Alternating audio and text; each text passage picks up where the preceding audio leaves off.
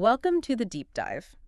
If you're someone who loves to get out there, explore, and really learn something new, well, you're in the right place. hmm Today, we're focusing on a fascinating spot in Egypt, the Memphis Open Air Museum. It's just packed with history. Absolutely.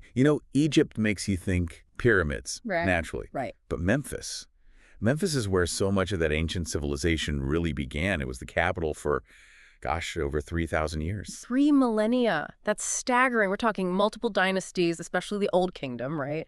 A real center of power. Exactly. Power, culture, religion. It Mm. was all happening in Memphis. Its location was key too. How so? Well, sitting right there at the top in the Nile Delta, it was perfectly placed to control both Upper and Lower Egypt, essential for unification.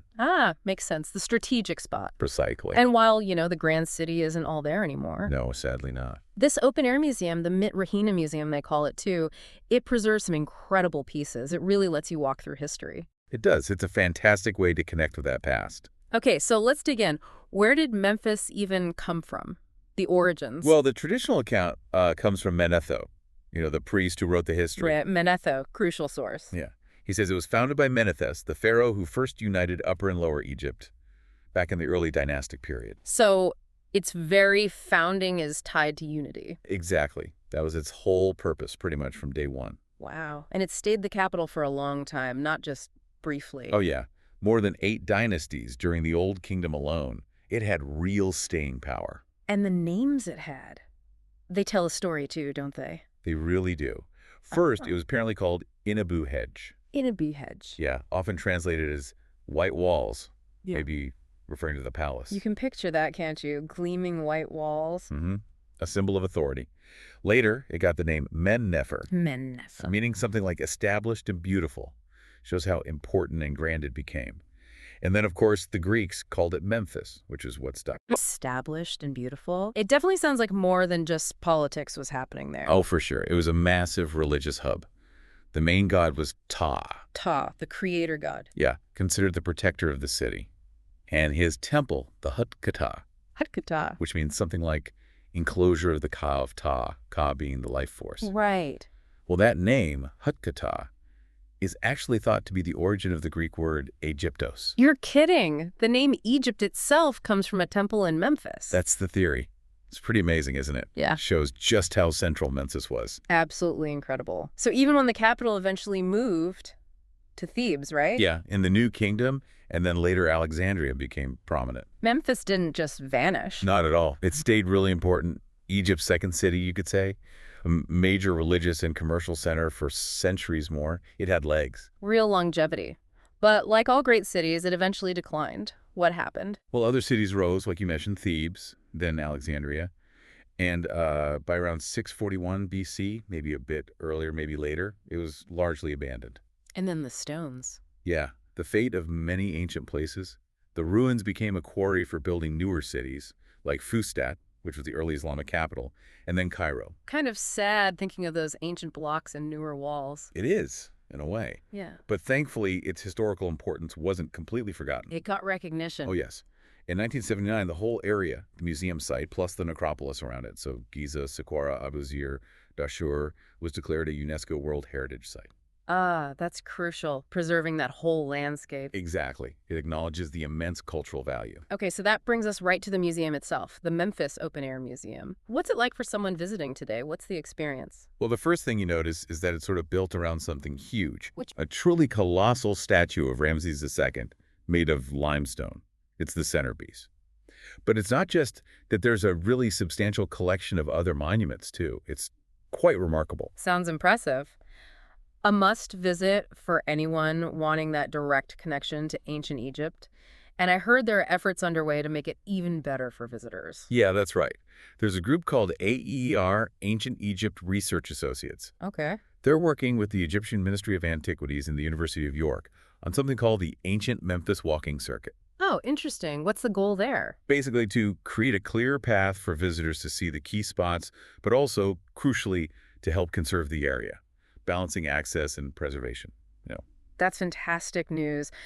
So important for sites like this. What kind of practical things are they doing? Well, things like carefully cleaning the monuments, putting in proper pathways so it's easier to get around, adding new signs, bilingual ones, which is great, Definitely helpful. and just generally improving the museum experience, really trying to bring that history to life. That shows real commitment. Great to hear. Okay, let's talk highlights. If you're visiting, what are the absolute can't miss things in the museum? Number one, without a doubt, is that colossal Ramses II statue we mentioned. The centerpiece. Exactly. It was found back in 1821 by Giovanni Caviglia.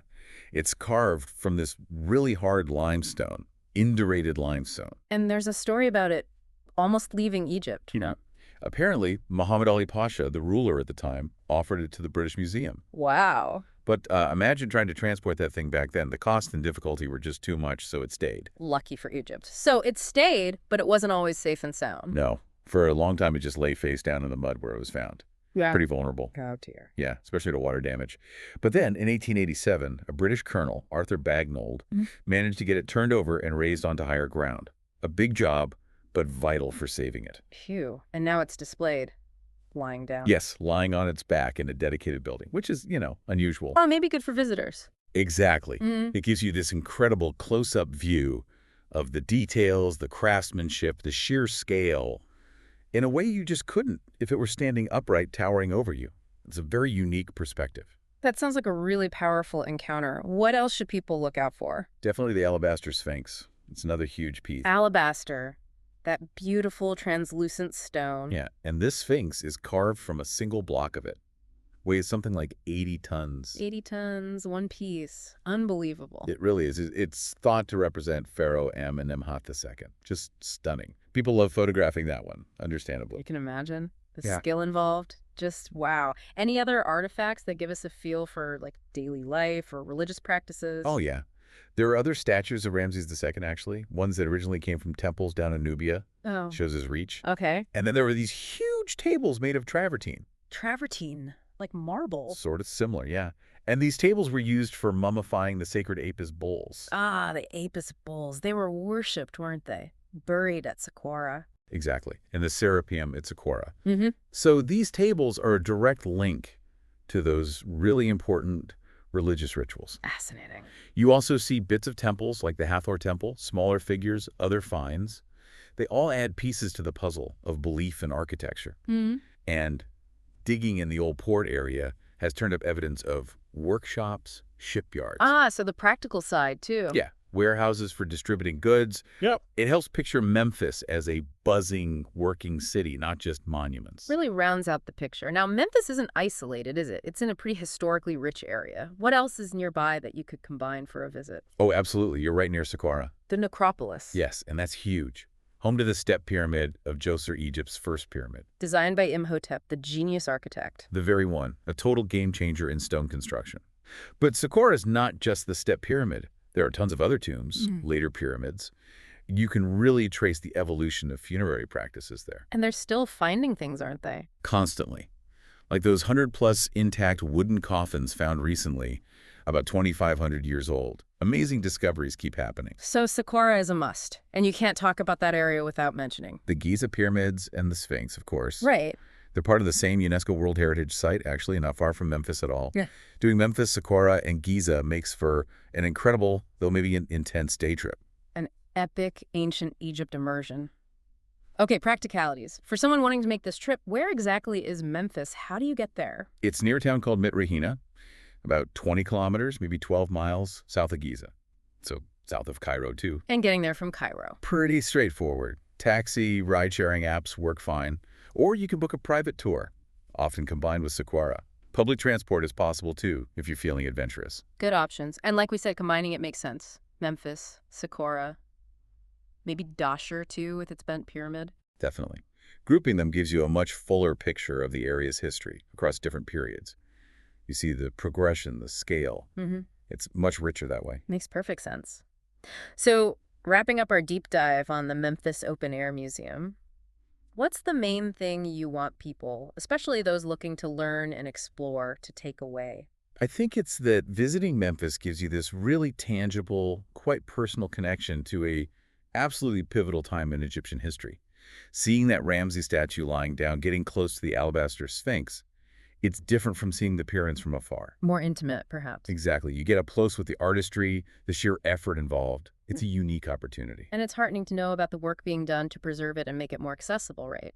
Definitely. That ongoing work by ARIA and others means the site is being protected, but also interpreted better for visitors, for learners, for future generations. Yeah, ensuring people can keep exploring and understanding this incredible heritage. It helps us appreciate the ingenuity, the complexity of that ancient world. It really does make you think, doesn't it, about all those layers of history just under our feet?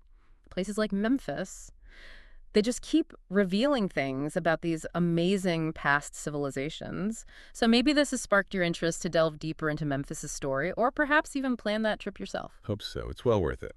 Thanks for joining us on The Deep Dive.